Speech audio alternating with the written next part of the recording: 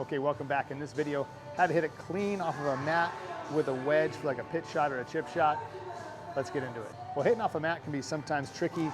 A lot of players, when they hit irons and wedges off mats, they hit behind the ball and the ball still rockets up into the air. It looks pretty good. And then when they actually go play golf, they tend to hit chunky shots or don't hit their wedges cleanly, but it's due to practicing so much off the mat.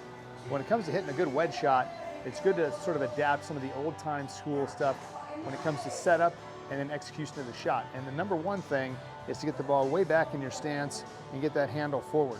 Because the more forward the club is, the much better the chance is you're going to come down and catch the ball first and hit it cleanly. Conversely, if you have the ball moderately back, if you have it sort of in this range or starts to get middle or front, very easy to send that club through with the wrists, catch it, scull it on the way up, or just chunk it, hitting the ground behind the ball.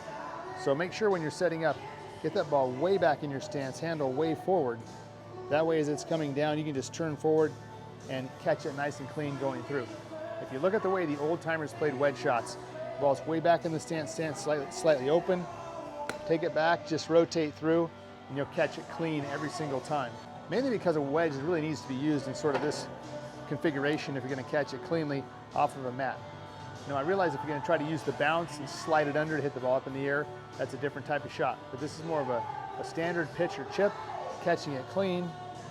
And even any shot where you're really trying to get sort of a shot that's going to take off, have some trajectory that's not as high, have a lot of backspin and check and hold on the green. Get that ball back in your stance, get the club up in the air, drop it down and rotate.